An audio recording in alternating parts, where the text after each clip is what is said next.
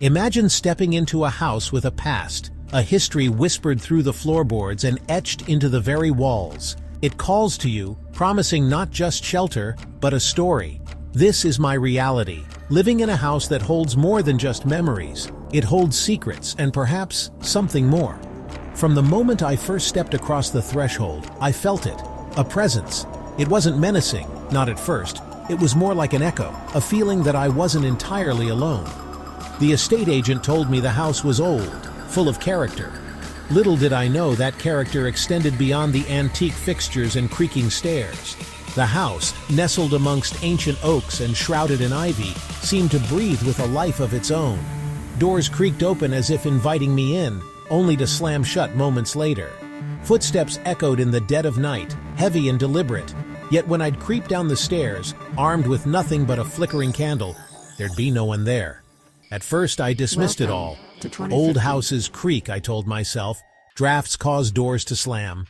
It was easier to rationalize than to accept the truth that was slowly dawning on me. I wasn't alone.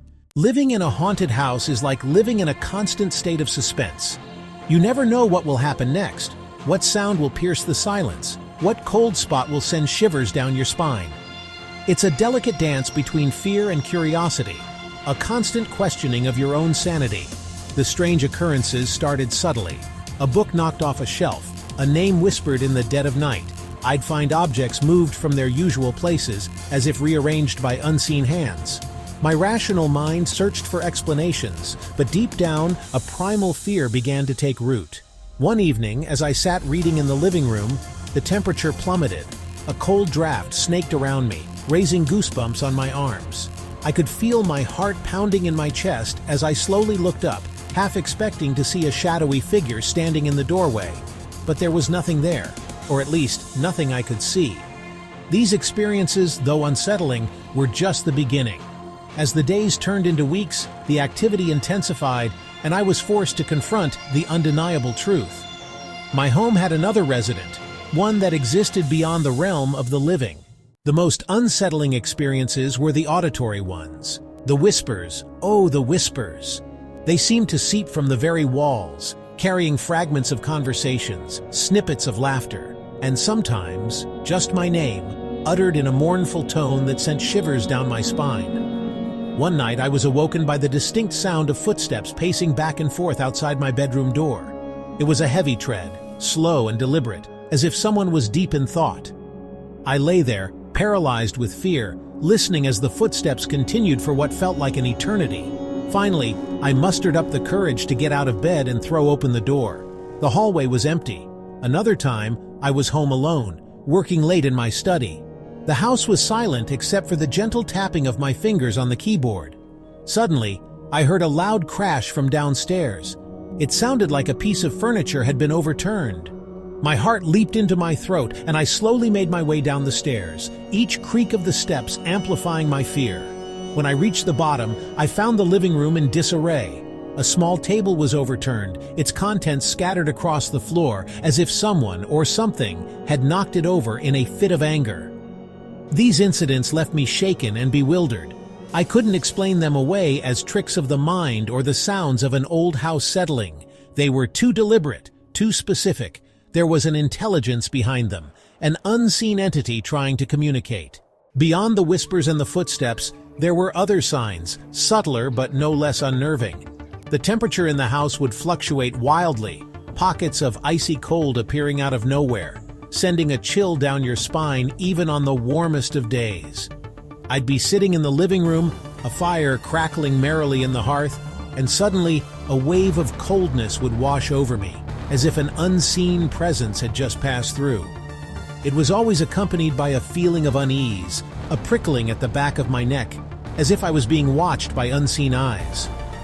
One afternoon, I was preparing dinner in the kitchen when the temperature plummeted.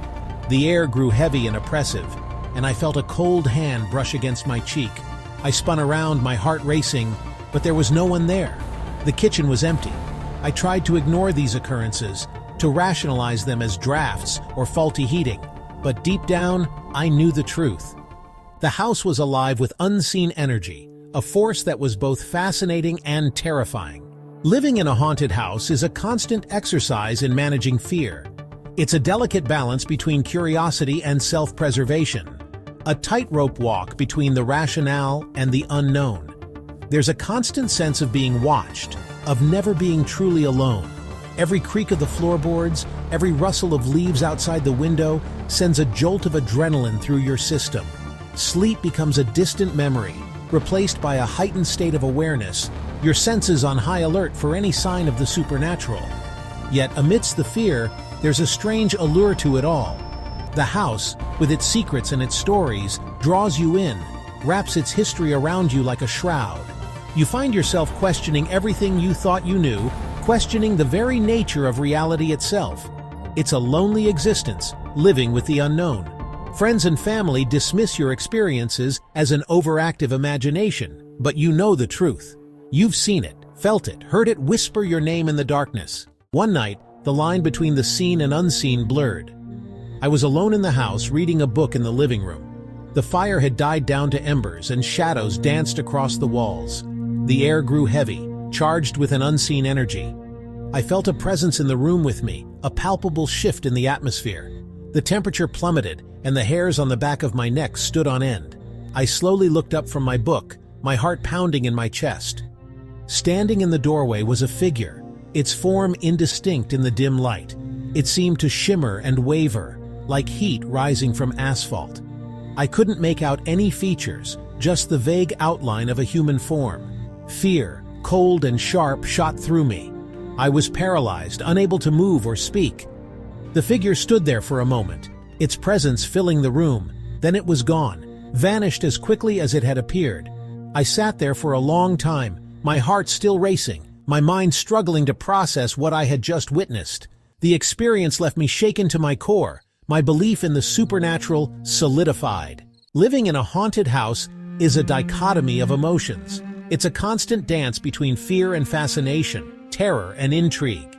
It's the feeling of your heart pounding in your chest one moment and a sense of wonder the next. The fear is real, visceral. It's the primal instinct to flee from the unknown, the deep-seated dread that whispers of ancient evils and things that go bump in the night. But there's also a strange allure to it all, a fascination with the unseen world that whispers just beyond our perception.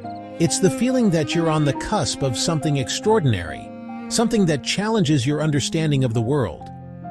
Living in this house has changed me. It's opened my eyes to a realm beyond the ordinary, a world where the veil between the living and the dead is thin and easily pierced. It's taught me to trust my instincts, to listen to the whispers of my soul.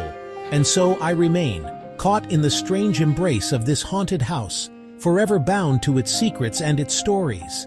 The fear is still there, lurking in the shadows, but it no longer controls me. For in the face of the unknown, I have found a strength I never knew I possessed. Have you ever experienced something unexplainable? Something that sent shivers down your spine and left you questioning the nature of reality? Share your stories, for in the sharing, we find solace, knowing that we are not alone in the vast darkness.